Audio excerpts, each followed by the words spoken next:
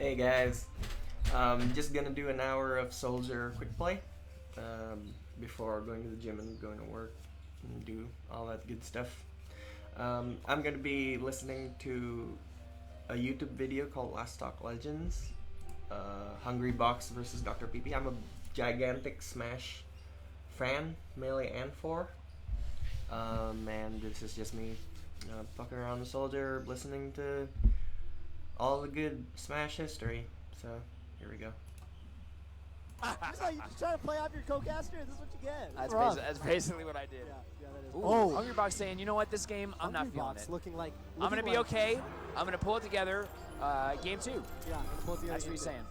This is that. Looks like he's soul searching. It does. And let me say, this has been a tough weekend for all our players. Oh, yeah. He's a guy that's very salty about what went down at EVO 2013. But it's a guy who wants to prove himself again, who felt that he was wronged and just wanted to compete. And I had beaten Mango at NCR, won the Fall Classic, I think, and I got second at Zenith, maybe, but they still ranked me 5th, from what I understand. So I was trying to still prove myself. I do that sometimes too. Looks like some jams are about to start. Some jabs. Oh. Whoa. What do we got? Radiohead? Okay. Nirvana? Kanye. Kanye? He's gonna listen to some Kanye. All right, so cut it. Illegally? Whoa. I can't do that, dude. Not on Video Game Bootcamp's channel.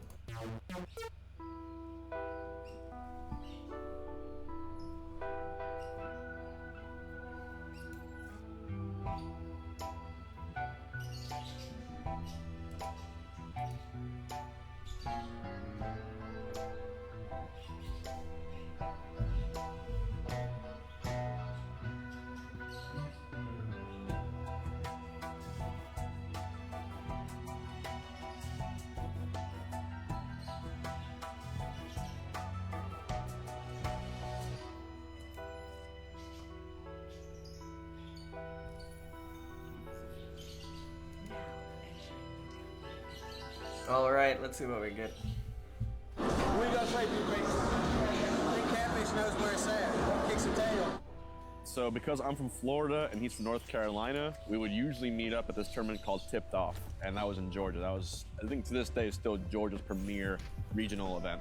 So we would meet there a lot, and the first time I ever even heard of him was at Tipped Off 4. I ended up getting second. A guy named Dr. Peepee Alright, ended up getting like 4th place out of nowhere. I'd never even heard of the guy. Are they fighting? And he's Oh, beating yeah. all the Okay, Georgia's so best we have players. guys. And then I had to play him in losers finals. And I remember it being a very easy match because he clearly did not have any idea how to play Puff or what was going on. And I just saw the frustration on his face. Over the years, we would continue meeting up with each other. Not good. Tipped Off 6, I think we played, and I beat didn't him see there. We played at ROM 2, and I beat him there. He was a little more proficient, a little better at it, but I was seeing this guy like, this guy, Dr. Peepee, again, is in the top. He's here at the finals. This is crazy. He was clearly showing improvement, clearly showing the thirst to win. And then even again, Apex 2010, he got 4th place. There he was again, placings. So this guy was clearly now a top contender, just simply one who happened to not know what to do against Jigglypuff. And the first time he really laid down the law and beat me pretty hard was ROM 3, and it was very frustrating for me because I don't lose to Falco ever, and then he was the first one to really do it, and he did it well too. I felt overwhelmed, and all of a sudden the improvement was definitely showing. So I remember at Zenith, it was a back alley conversation that I just happened to eavesdrop on. I remember PP saying that like Hungry Box, he could never ever beat him, and then there was one time when he beat him and he never lost him ever again. Ever since that moment, he started to have a pretty good winning streak against me, and he started to usually be able to beat me pretty consistently in tournaments. This is what I know from hearing it from PP.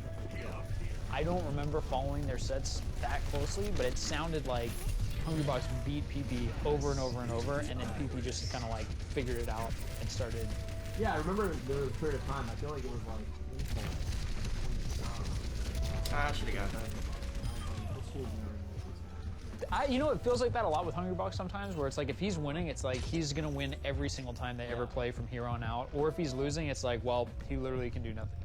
PP was traveling a lot. I think there was an era where he was really, really strong. He won Kings of Cali eliminated. That was really important. Yeah. I think I would do it. And Like, I'm not gonna fail this one. him and H Yes! Box, like when Mango wasn't around, you know, he was like pretty much down to those two to win tournaments. So it was like a really big deal. And since PP typically at that point kind of at Xbox's number, I feel. I feel like PP literally won every time for a while, and I remember looking at that second and then when Hungrybox would win, it would be like off of some crazy something that looked like okay, he got him that time. Remember, I was the favorite to win the Big House 3. I think I was top seeded for that event. I think I lost Meat King in Winter Sevens, I think, right? That tournament. So he beat me. So that was already I was pretty upset by that as well. And then now that I had to play PP and lose finals, it was detrimental to me because I thought if I lose to both these guys, I'm not being representative of the rankings that I wanted so bad. We got losers finals of the Big House. This is a really weird losers finals because Mewtwo King's not in it? And yeah. Is that Because where you're Mewtwo going King's with that? waiting in winners, really. Yeah, because Mewtwo King's waiting. Mewtwo King would have normally either gotten 4th or would be in losers finals. Or you would expect him to have gotten there not by beating H-Box. It was a 3 stock and I gave up last stock, I remember. That was classic on Hungrybox versus PP at the time. Just overwhelmed, I didn't know what to do. I didn't know how to manage, how to get around this guy. And I was just in the slumps. And I needed something. I needed something to wake me up, to boost me up. I needed something because I said this whole patient style, this whole thing of where I'm just gonna drown you out. You can't bleed out someone who has no blood. This guy was stoned, right? So I couldn't bleed him out. So I needed something to counteract that. I needed just a damn axe to cut through it. Who is Skimmer? Oh, H-Box.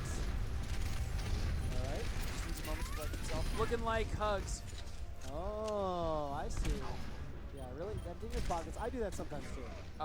Looks like some jams are about to start. Some jabs. Taking the headphones out and listening to music is not that weird in and of itself, right? That's normal. People will do that mid-set.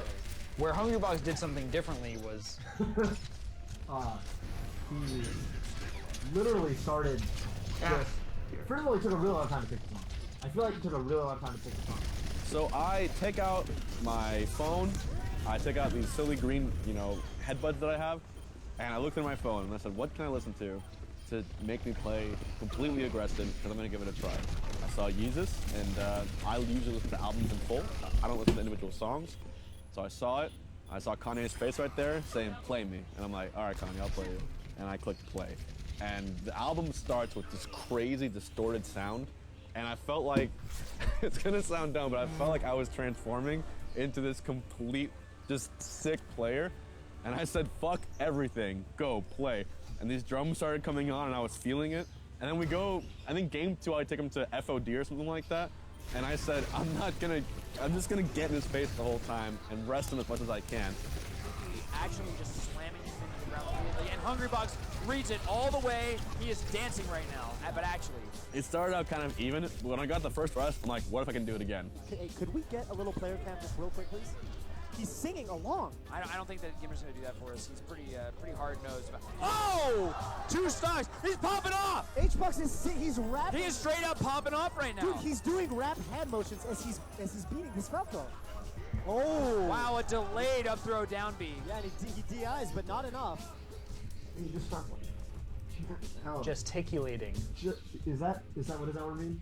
But not quite. Oh, doesn't get the... Not quite! Oh. Not quite! Hungrybox says, look who's back! No, who's back?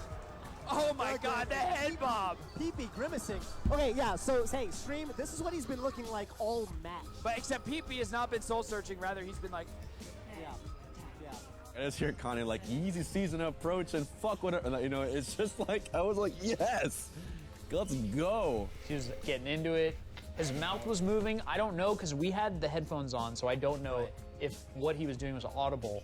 PBMD was right next to him. And I ended up resting him, I think, 4 times that game. Every time the game ended, the song would change to the next song. It's as if the match length was equal to the song length. So, On Sight, track 1, track 2, Black Skinhead, 2 completely crazy aggressive tracks. if you want to be one of the best players in the world, this is the toll that it takes on your mind. Everyone tells you have to just shrug it off, but it's really hard. That's where it comes to testing your mettle as a player and all that. I mean, I feel like PP is a guy where we expect him to be able to roll these sort of punches, but it's gonna affect everybody. And there's a couple moves in the game that people really hate getting hit by. Rest. Not Gimmer.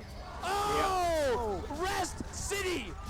Jigglypuff has been sleeping on the job all day. It can be a little like infuriating. You know, that's gonna rattle a lot of people. Wow. Amazing. Oh my God, 9%. The thought creeps in your head, right, where it's like, you know, you go in expecting to win, and then it's like, am I actually gonna win, or am I gonna lose this one, or like, you know, what can I do to win? I don't, like you said, exactly. Kind of like you already lost when you're if you start to get down on yourself, but I don't know. I think the top players probably don't think like that anymore. They probably learned how to beat it out of them. Yeah. But At least most of the time. yeah, maybe not all the time. Maybe it's one of those things. Very important. Hungrybox opts not to rest, waits out the get up attack, and no fear, No edge catches cancel. that side B with a down B. I also think Hungrybox is probably super good at tilting people. This is kind of on another topic. And so Everyone says. So it's almost like, you know, Every okay, single top player. PPMD and all the other top players, like their resilience is amazing, but Hungrybox is able to pierce that resilience at another level. So you have to have super next level resilience. You know, oh, Oh, this could be big. Oh, previous to, great set. oh, great! Beautiful shark by Hungrybox. That was He phenomenal. sharked him. Shark, absolutely sharking. And PB knowing he missed up. Kanye Rest with his hands up. H-Box was going to town. Looks like pulling out the headphones was the right choice. It loosened him up. It did. Loosened him up. That first game, he was just looking sad. Hungrybox got his groove back. Yeah. You're getting hit by that many rests. So if you go down, we're saying PB lost game 2. Yeah, won convincingly, and then got rested 8 times in the next 2 games. Domination. It's orgasmic. That's literally the only way I can put it. You're landing all or nothing maneuvers 8 times in a row. And knowing that damn well, if you miss a single one, you can get 0 death. Even Falcon can do that, especially on small stages. You know damn well. And so to land those and to completely outplay him and see his every single move before it even happens against someone who's favored against you, that's satisfaction, and it's penultimate to do. It's the same probably feeling you get from me double fighting. So not only is that like really upsetting, but it's also like clearly you're doing something wrong. So then mid-set you gotta figure out like, okay, crap, how's he hitting? So it's like, am I not DIing up throw? Then it's like, okay, I can't ignore that. I have to like get that reflex, you know, back. I'm missing techs. Am I getting tech trap? I gotta like, okay, I gotta think. So it's like really, there's like certain like ways you get killed where it's like really obvious how you get killed. Like if you get arrested, it's like you almost always know if you get up to arrested, you're just like crap. I missed it. So you gotta like then you gotta sit there and think to yourself like, okay, what do I gotta do to like switch it up? And then sometimes that's like pretty challenging because if you start focusing on that with like your conscience, then your flow gets like really disrupted. Yeah, you can't let it take over the rest of what's good about your game. You can't only play defense and win. Exactly. So between the games after I won, because I was just being young and stupid, I was singing along to the album, getting hyped up myself, not caring what people behind me thought. I was doing the drum beats like that. It wasn't that I was trying to get in his head, which most people thought. I was trying to amp myself up. And for some reason, that was helping me out. So if you get to the high level, you have to imagine that PPMD top competitor, he needs to be able to deal with whatever the person next to him is doing. Sure. Practically speaking, a this is human interesting. being is sitting here, right? And like, is it not gonna tilt you? It's like, just for that 1 second, your mind's like, what's this guy doing? Look at it, he's just straight up rapping. To the camera. And Carol is having a great time with him. I was up 2-1 at that point. Then I Am a God came on, which is a slower song, but it should be relevant. We got some great spacing going on. Looks like PP's respecting Hungrybox's space a little bit more than previously. Yeah. I don't know if you get that sense too, but that's what I'm getting. Yeah, kind of. But what happened was that song made me get in my own head. I'm like, am I really doing this correctly? The album was literally playing itself. And then, so that was happening too, and I got wrecked game 4. One up throw rest will shatter the dreams of everyone in this room. Yeah. Isn't that some shit? Oh, but and there it is. The back there air. it is. There it is. Video game boot camp back there to close it out. Game 4, you know, he was able to turn it around, take that game. He was obviously on his own counter pick, which is like good. Yeah, especially in space and prof. Like, usually being under counter is pretty good. Yeah. Dropping game 3 is really good. You never want to like lose things. It was our minds talking to each other without us speaking words to each other. That's kind of how it was. Body language is a massive, massive thing. Sometimes body language speaks more than words do. And I think that's what he was doing. And he was mumbling to himself, trying to keep himself composed, I'm pretty sure. Like, maybe trying to phase me out as well, or maybe trying to, you know, resume confidence, saying, this is a ploy, he's doing that on purpose. And I was doing that on purpose, but again, it wasn't to attack him, or it wasn't to get him phased out, it was to phase myself up. So it was an inadvertent effect. Being a top player, I would say in general, you do whatever it takes to win. Like whatever it takes, as long as it's legal, obviously I don't want to cheat. But whatever it takes to win that is in your tool set. And you're gonna abuse everything you have the most times you have, because the win is all that matters at that point. It's our willingness to go that one step further, regardless of how damn stupid you look, just to win. For me, at least. 2-2. 2-2. Toph. All right, HBox lining up a new song on his iPod. 2-2. We got a new song, More likely iPhone. and we've got a rivalry as old as time. New slaves came on. It looks like Mewtwo King definitely stepped up. Yeah. And PP. This is the set. This will tell us. This is the set. Right. This set has a lot of history. What we're watching right now is really important It is. to what the discussion of who the best players are is going to look like. Right. But I'm still seeing, like, he's still, he's still not, He's not out of this. he's not out of Game this. one, he gave up because he was out of it, right? He lost game one. Emotionally, he was out of it. Yeah. Now that's not what he thought. That Ooh, was missed really edge guard. close. This could be it. But what's up? Everybody's saying, what's up? What's that? It's just the battle at that point, man. You gotta yeah, tough it a lot. out. You gotta be the better player. Ugh. Versus a player like Hungrybox and PPMD, it's like, I don't know. Right. Any little mistake can turn into a stock. Yeah, on a given day, like, it could go. Go either way. Oh. And the pound hits him. And Hungrybox goes for the... Oh, what a grab! Oh. That was a great grab. That was a big grab hitbox. Big grab and something's wrong with the G diffuser. PB won game 4, it means he's probably gotten used to it. He's probably kind of gotten over it. But like, I don't think he did it the whole set though, right? No, I feel like no, it must have died down it was with the it was with like the when he had the momentum. with intensity. The intensity. Yeah. Gary, up air. He didn't get it. Dumpster. Dumpster. And this is it. Dumpster. This is it. One stock to one stock. Big- The pressure's on. The crowd is outrageous. Big What moment. will happen? It's last stock 1-1, and he's dancing around me. And he's dancing around me, dancing around me. The crowd on PP's side, except for Kanye West. Except for Kanye West, who's very adamantly Hungrybox. PP dancing around him. This is looking rough for Hungrybox. Yeah. PP with all the momentum right now. Oh, the laser pressure. All right, read it. Hungrybox gets out, gets hit with a back air. He's not in a good spot right now. So I'm gonna go for it. And it's when the beat and new slaves picking up, picking up. Both states. A big back air! Kanye's like in the middle of verse 2, whatever in the song. I get the back air, he goes up, and I said, you're gonna phantasm. I'm not gonna go out there because I know you're gonna phantasm. And it was just one of those clutch reads. And he comes back, and I position myself, and he phantasms on. And then, Rest! Rest! It's over! Oh my. Hungrybox with his hands on his head. It's over! Pop off, walking in my general direction, and then behind me, and now in the corner, like. Dr. PP unplugs the controller. We'll see you next time, PP. Third place. I just remember, people, I've done a lot of ridiculous pop-ups because I'm an emotional player. I remember that one in particular because I broke my headphones. That was the last time they ever were used. The last little sounds that they ever will play was track 4 of that album. So I rip off my phone, my headphones completely shattered. I cut myself on my hand doing so, and I just scream really loud and I'm sweating like a pig, and I walk off like this because I couldn't believe this happened. And then I come back and I shake his hand afterwards because we both needed a moment after that. I got a Band-Aid for my finger, and then the Band-Aid was hurting.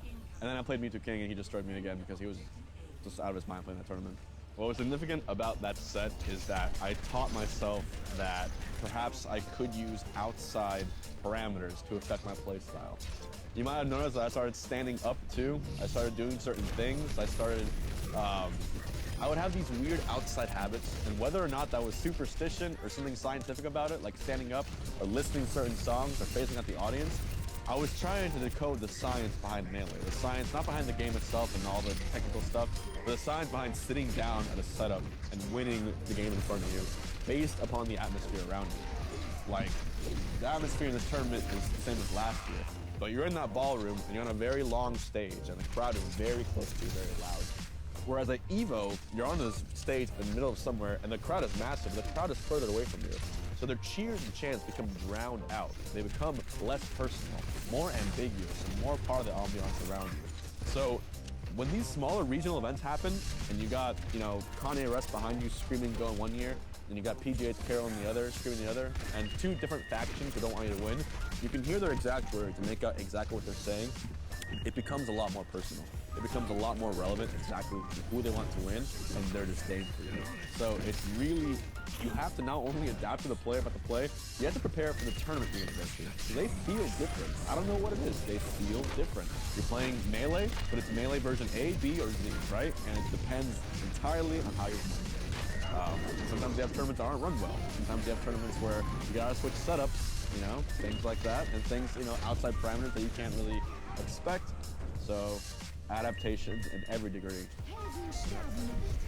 But we're outside of the box of what Melee used to be. Right. IRL strats. Yeah, IRL strats for sure. This is like a thing in like other fighting games. You know what? Even I heard stories from even within the realm of Smash Bros. So like with the FGC, I remember they did a thing where like the KOF, they put up barriers between the players so they couldn't look at the sticks or whatever. I heard that Hbox would do this thing where he would down throw you, which, you know, has a long animation, and then he wants to see if you're DIing in. It's a pretty quick reaction, but then he can rest you. So he looks at your controller to see if you're DIing in or not. That's the rumor. I have no idea if this is true, but if that's true, that's actually pretty sick. I don't think he has enough skill to do that. It sounds hard. Because the person on the left of you, if they're holding right, like you need to translate that into the game. Yeah. Right. That's or maybe right, you right. already know. Maybe he like, just all right, I knows. grabbed him on this side. Is it right or left? Yeah. Maybe he does. I don't know. You could practice it. Anyway, point being, Hbox is, he definitely like has some stuff where he does certain things like IRL strats. IRL strats. 2014, 2014, he pioneered the standing up next to your opponent, and there was that whole funny little graphic of him like standing up and then like sitting on a unicycle, then sitting on the like rails behind his opponent or whatever, and kind of sitting on his opponent's, you know, like it's getting higher and higher and higher or whatever. That's like the $100. And I think the set did turn around when he did that, if I recall. I think it did. And I remember we were marking it, and we were like, oh my god, this is crazy. It's like, you guys, can we hear? We can't hear him. We don't really know, but you know, one way or another, it's pretty nutty. It was nutty. My fight buddy, dude. My fight buddy.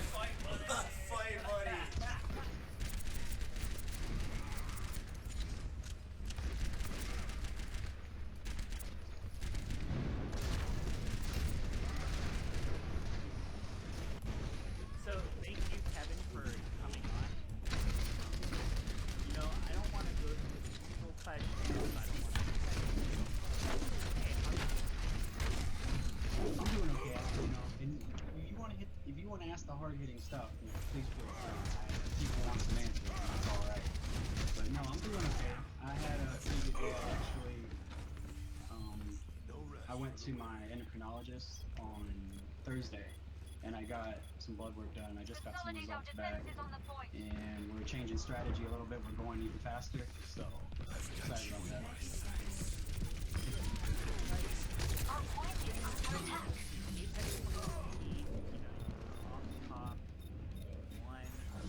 Yeah. Yes. So, you know, I went to Summit also, the 2015 year in Canada Cup. you did. So, what I'm just wondering overall, you know, it's been, let's say about 10, 11 months now. Since 5 months. yeah, something like that. But I think the problem's been going on for close to 2 years. Like I think this started like shortly after back in 2015. So how does it feel to be sidelined, you know, not being able to compete? I'm not gonna lie to you, Kat, or the wonderful people of chat. It is terrible because you know everyone's out there and they get to do it, and you know some people don't put in work and some people put in work, and like for the people that put in work, I'm like, man, I wish that was me. And people doing, I'm like, you're wasting your opportunities, man. You're driving me crazy. And you know you know, like some people will say to me, some people say sometimes like, oh, you know, he's not gonna come back, and he's got his tire or whatever. And I'm just thinking, well, if I retire, what am I gonna do? I still sell little potion, you know, no matter what. I love it. But yeah, I guess, I guess to follow up a lot of large oh yeah.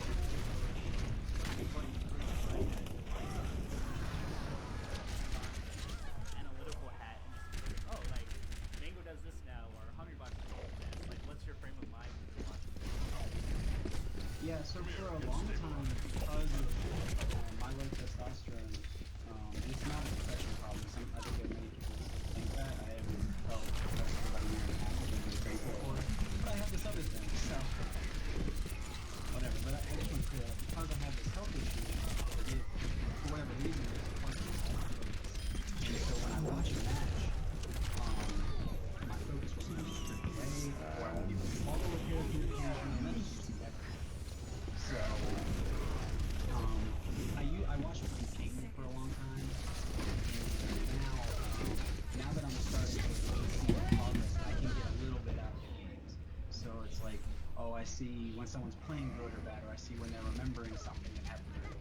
But I can't like, integrate everything like I used to yet. It's still not quite there. It's a lot better. It is a lot better. At least I can follow matches and tell when people are playing bad or they're being lazy or they don't know a matchup or something. Whereas like we lost that for a little bit, which was not fun. Can you elaborate for the audience, because you mentioned focus is not together. What does that mean? So as you're watching the match, process what's not. Well, I guess I'm just going to first what I normally like. And normally, when I'm watching a match, what's happening is I'm seeing a decision, I'm fitting it into the framework for usually neutral, because that's like the matches, but also sometimes for punish. And I'm thinking about possible variations, and I'm thinking about why this worked, and it worked before, and works again, you know, is that a fluke, or is the other person playing better, is this person just setting up for it well? And there are all kinds of questions I have. So when I watch matches now, and that's just one example, but when I watch matches now, I can go, okay, well, he got that hit, and it could be because of this one thing, and that's kind of the extent of what I can do in real time right now. So I can do a fraction. Or maybe that's the one part. Have you ever played a Yeah, I actually played video for like a couple of years in high school. I wasn't like super good. First casual. Yeah, I wasn't super good. I don't. It's funny because you asked about rhythm, because I actually don't think that my rhythm is good. Like he wasn't that great at DDR or whatever. And I had this really interesting problem.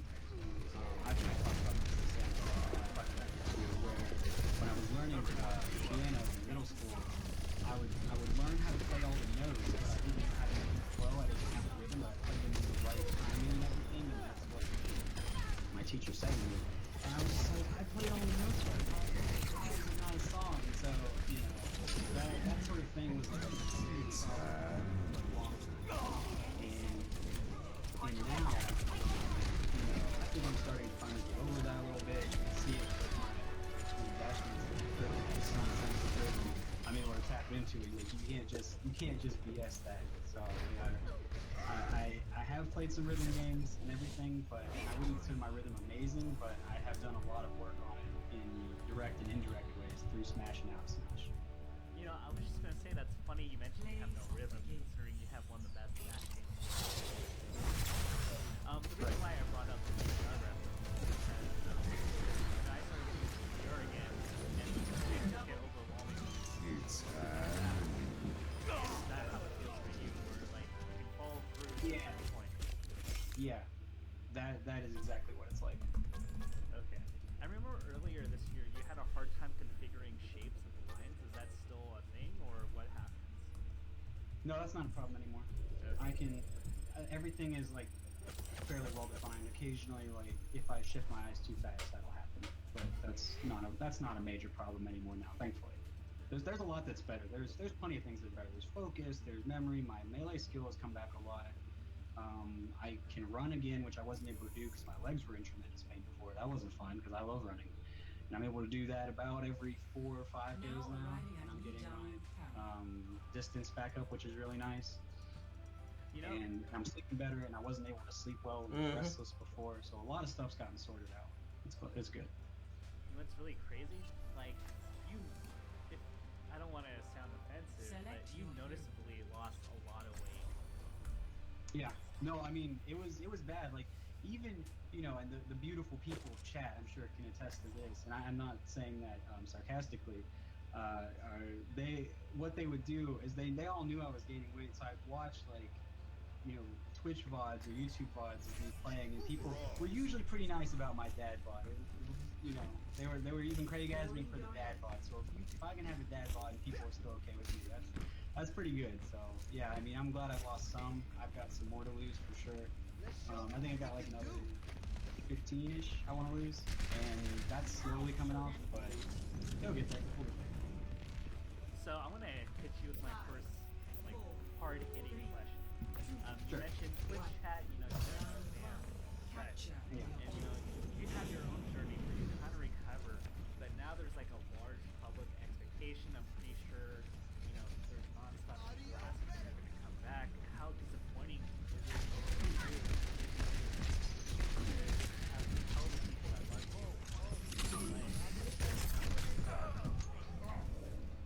I'm going to be 100% honest. That tears me up every single time. So when Twitch chat is scrolling by and there's a bunch of people saying, we miss you and all this stuff, or some people usually tweet at me every day, or I hear about it, indirectly or on the media. It always tears me up really bad because I don't want to let those people down. I want to be able to give so much to them for all their kindness. I really do. It's not something I just say because I really feel it every time I think about it, all day, every day. It's one of the worst feelings. Like, for me, I want to be able to do what I love. And every single moment, every single day, I am only thinking about when am I going to be better? What can I do next week? And I've like changed a ton of I really struggle with food, and I hit that as hard as I possibly could right now, to where my vegan roommate says that I eat about the same as him or a little better. Right? And like that's not something people would have said about me even a year or two. So like they just know what I'm willing to put. So like I really do care about this. Like even where I went, like food had like a psychological problem. It wasn't like it was just I was just trying to have it, right? But I really do want to get that, and like people say I don't care or whatever, and I just don't want to tweet and say, hey guys, it's a little bit better, but it's still not enough. Yeah, that's how I feel, Like, come on, we gotta get in there. So I just want to be able to say that I have good news the next time I see it. And that's really it. And that is coming because again, only getting better, speeding up my dose today and everything. But yeah, that question, it's a tough one. It's what I think about all the time. So, other than the obvious, every single all the time, and I feel kind of bad now that I'm hearing that. What else is to like give up? Yeah, no, I'm not actually vegan, but I just eat pretty good, and like the meat I eat is fairly clean and stuff like that. So I still have bagels. Well, I don't, but I save bagels for myself when I travel. That's like I don't really enjoy traveling. I don't really like I like going getting there. I kind of like leaving my place, but I don't like the long flights so much all the time. And again, I don't know a whole lot of people that do. So bagels for me are like something to look forward to. It's like, oh, I gotta travel, but I get to have some sick bagels. So it's like that. So that's kind of my thing. Where first tournament I come back to, or whatever. You know, I'm really excited partly because Gotta I go. get to go to an See ya. airport and get a bagel because